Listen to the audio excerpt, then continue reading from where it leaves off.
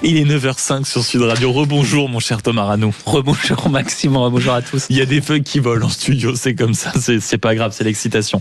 Place désormais à la revue de presse régionale qu'on ouvre avec un sujet qui n'est pas régional, mais alors qui fait la une de plusieurs titres régionaux. On l'a esquissé aussi hier, ce sont les 40 ans de Tchernobyl. Ouais, et pour l'occasion, la Dépêche du Midi est revenue sur les lieux du drame dans la zone d'exclusion où le danger reste présent en même temps que la mémoire de tous ceux qui ont vécu la tragédie. Tchernobyl, le silence irradié, titre le quotidien régional pour introduire sa double page. La radioactivité continue de hanter chaque souffle de vent, peut-on lire. Mais depuis l'invasion russe de 2022, un nouveau risque s'est imposé, celui d'un accident nucléaire provoqué par la guerre. On en parlait justement hier, mais l'année dernière, un drone russe a été lancé sur l'arche de protection du réacteur, ce qui fait craindre de nouvelles fuites radioactives. Sur place, les journalistes racontent les conditions dans lesquelles ils ont pu se rendre sur le site, couverts de la tête aux pieds, chapeau inclus. À ces précautions vestimentaires s'ajoute le dosimètre, un appareil portatif qui mesure le rayonnement ambiant et qui crépite à mesure que l'on s'approche des zones les plus contaminées. Rappelant que 40 ans après, Maxime, le danger reste bien réel. Et on poursuit avec Sud-Ouest qui, ce dimanche matin, se pose une question. C'est lié à la violence qu'on abordait durant le débat il y a quelques minutes. Les homicides, pourquoi sont-ils en hausse ? Le quotidien régional note qu'il s'approche de plus en plus du millier par an avec le nombre de tentatives d'homicide a tout simplement doublé en 10 ans. On dénombre déjà 275 homicides sur le premier trimestre 2026. Et de plus en plus de jeunes, souvent mineurs, sont désormais impliqués. Un quart des règlements de compte élucidés impliquent des tueurs de moins de 20 ans, note le quotidien régional, ce qui forcément pose question. Alors ces homicides, ils sont variés. Comptez autant de féminicides et bien plus d'agressions gratuites ou d'attaques de rue menant à la mort, note Sud-Ouest. L'un des facteurs qui explique cette violence débridée pour le quotidien régional, c'est notamment le fait que des millions d'armes à feu se trouvent dans la nature.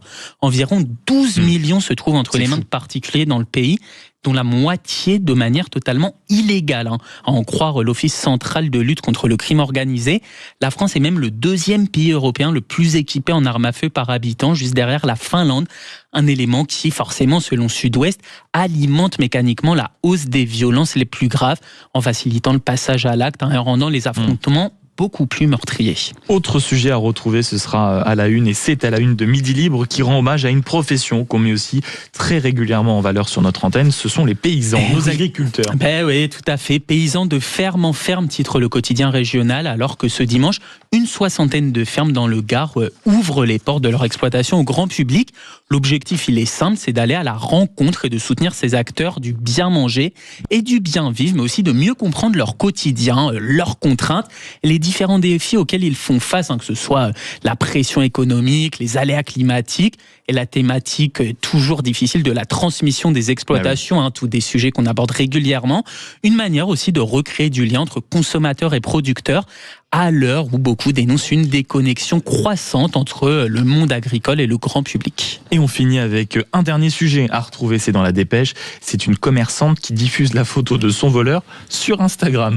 C'est une pratique qui est parfois évoquée, qui fait débat à chaque fois, celle d'afficher publiquement et de livrer en quelque sorte à la vindicte populaire les malfaiteurs. C'est précisément ce qu'a fait la gérante d'une mercerie à Toulouse, excédée par les vols à répétition qu'elle subit. Elle a choisi de diffuser les images de vidéosurveillance sur le compte Instagram de l'enseigne d'un homme qui a discrètement dérobé un bracelet avant de quitter les lieux.